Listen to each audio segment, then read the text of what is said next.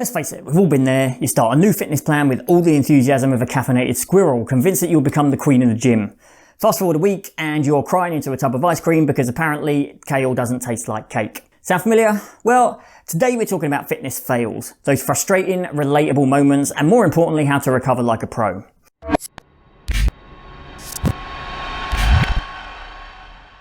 I'm Anthony Punchon, your favourite transformation coach, helping you lose weight, get stronger and feel amazing without the overwhelm. If you're new here, hit subscribe and give this video a like so you don't miss out on weekly tips that actually work for busy women like you.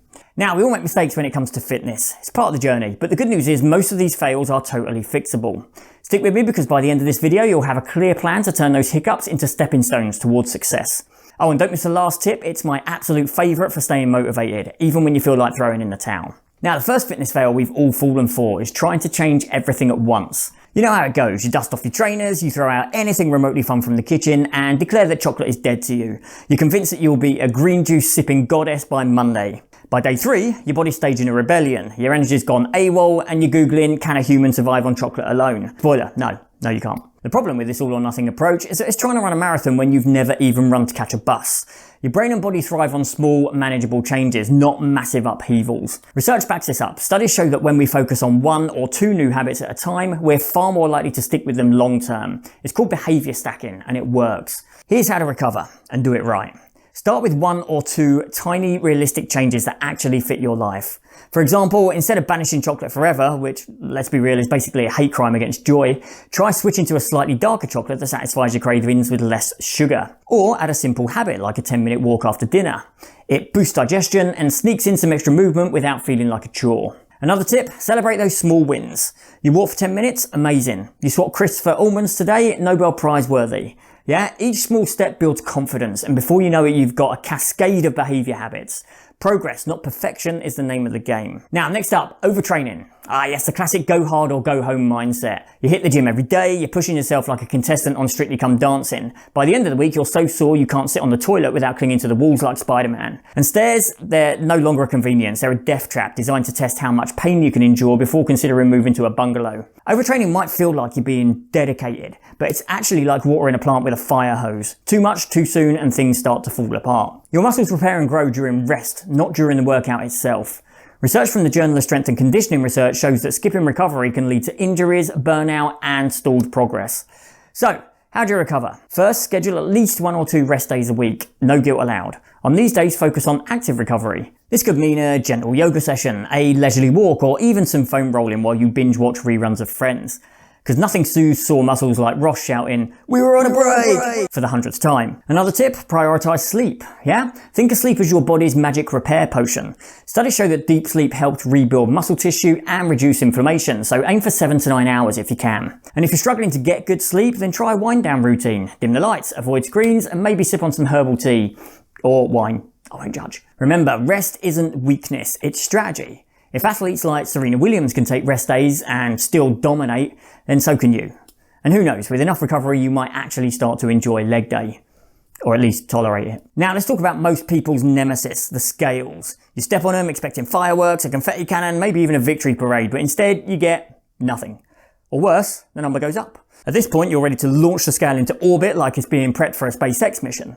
But here's the thing, your weight doesn't tell the whole story. It's just one tiny data point. And it's about as reliable as your Wi-Fi during a thunderstorm. The number on the scale can fluctuate for all sorts of reasons. Water retention, muscle gain, that massive curry you had last night, no regrets. Research shows that weight is only a piece of the puzzle when it comes to health and fitness. Body composition, energy levels, and strength are far better indicators of progress. Now here's how to recover from this fail. First, give the scales less power. It's not your boss, it's more like an overly dramatic neighbour who loves to exaggerate. Instead of focusing solely on weight, track how your clothes fit, how much energy you have, or even how many press-ups you can do without collapsing into a heap. These are the wins that really matter. Second, weigh yourself less often, or not at all, yeah? Once a week is more than enough if you're tracking long-term trends.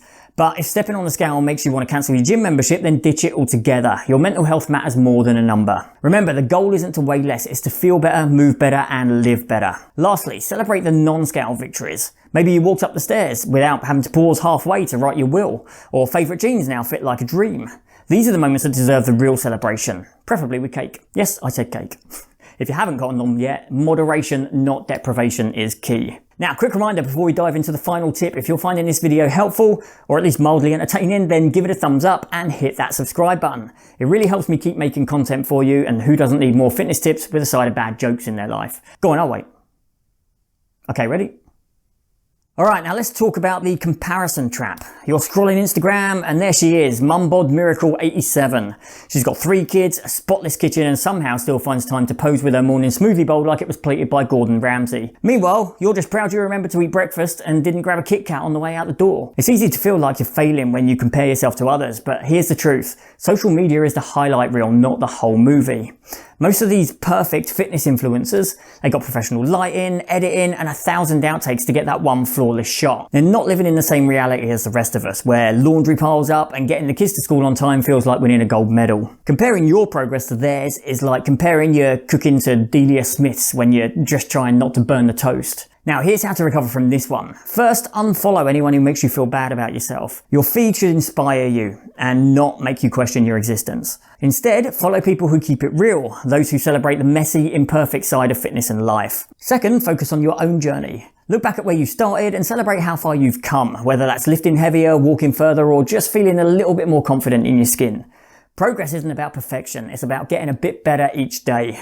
And remember, your worth isn't measured by how many abs you can count in the mirror. It's measured by how you show up for yourself. Messy hair, mismatched socks and all, yeah? That's what really matters. Fitness fails happen to all of us. They're not a sign that you're bad at this. They're just a sign of progress. Think of them as a blooper reel in your fitness journey. Sure, you might trip over your own feet, accidentally eat a large pizza all to yourself, or realise too late that your leggings are see-through at Pilates. But these moments are where the magic of growth happens. When you hit a roadblock, don't throw in the towel. Instead, focus on what you can learn.